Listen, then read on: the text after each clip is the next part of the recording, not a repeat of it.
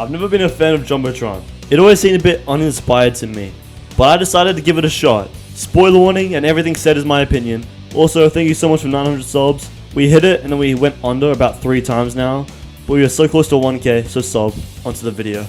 We're gonna go straight into what I don't like about Jumbotron. First of all, the projectiles are lasers, so naturally they are incredibly fast, instead of the slow velocity fireballs in Golden, or the predictable single shot bullets of the last 2 quests. The standard enemies here are incredibly annoying and basically make you strafe constantly.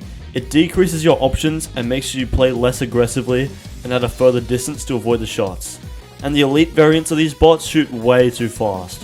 You have to slowly duck to survive. All this fast dodging made my legs hurt after a couple hours. I've never gotten so tired from any of the other quests. This could be seen as a positive, but when you're here for hours trying to solo it, it can get painful. Everyone always complains about the mouse bots, but I didn't find them too challenging. You just have to listen out for the alarm that they make, and a shotgun takes care of them. The only time I absolutely despise them is when they just spawn underneath you, which is something that you need to be careful of. It's debatable if this is the downside, but Jumbotron is hard, like really hard. I've soloed every other quest, but no matter how much I tried, I just could not beat it. I'll definitely come back to this one in the future, but even with a partner, it was still really difficult. The later levels, introducing the elites, were incredibly annoying, and we ended up getting backed into a corner and didn't have enough time to revive each other. It definitely takes a lot of patience. The guns for the most part are alright, but the rifle just feels puny and takes way too long to kill enemies. The best weapon is tied between the shotgun and the railgun. I often use the railgun because Jumbotron is easier if you attack from further away, and the shotgun just doesn't have the range for it. Another thing I dislike about it is its story. It's so forgettable. The final boss is just 4 TV screens. At least in the others you fight the Goblin King, a pirate protecting his treasure, Count Dracula, and an evil witch. The lack of checkpoints sticks out like a sore thumb here. The quest is the hardest I played so far, and it doesn't have a single checkpoint. I think they are something Rec Room got right in the later quests. Okay, we got all the negatives out of the way. Now let's talk about what I really like about it. The visuals are super vibrant and colourful, and the futuristic aesthetic is really cool. The dodging while tiring can be incredibly fun, and when the stakes are so high, barely avoiding a shot can give you legitimate thrills. The enemy varieties are great. Some enemies shoot fast lasers, while others shoot slower balls. And these big guys charge up a shot, lock onto you and fire. They all complement each other, and even the my spots make it more interesting by making you switch your attention to them as soon as you hear their noises. The gameplay is just faster in general. Killing enemies can be incredibly fast or slow depending on what weapon you use. It can be influenced by skill or the range you're at. At first, aiming accurately can be hard because of how cartoony and useless the sights on the guns are.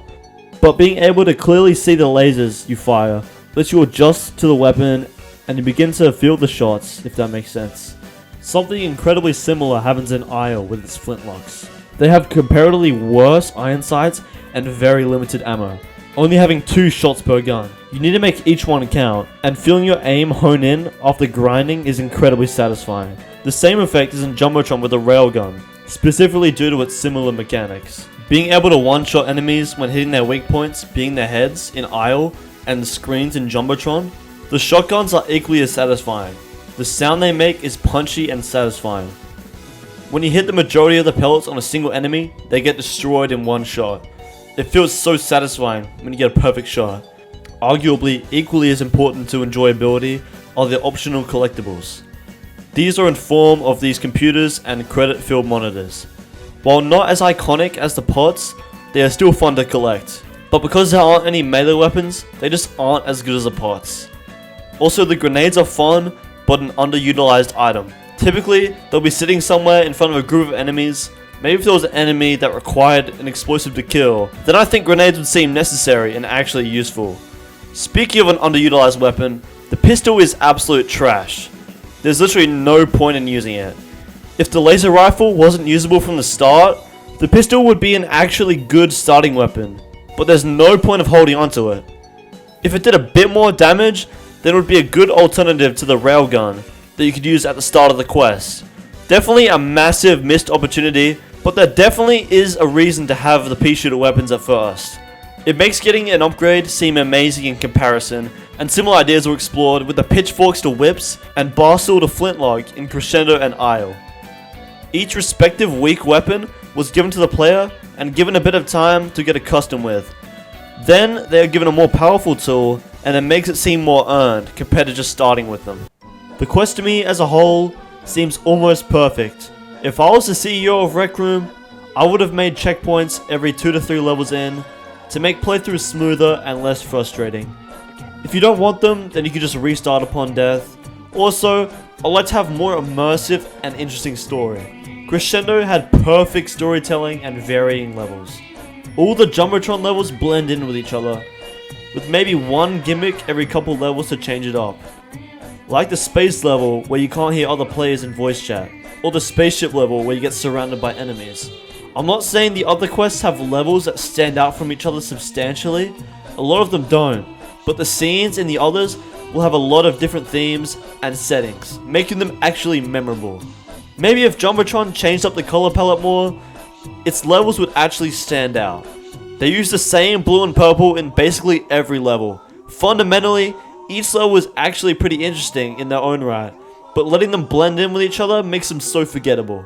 The general difficulty of the later levels is absolutely brutal, so I would definitely tone it down a bit to match the other quests in difficulty. After these changes, in my opinion, Jumbotron would be a perfect quest. It would be balanced, not punishing upon death, and each level would look a bit different from the last.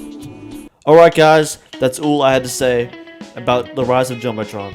Join my Discord in the description if you want to interact with me, and I'll see you in the next video. Goodbye.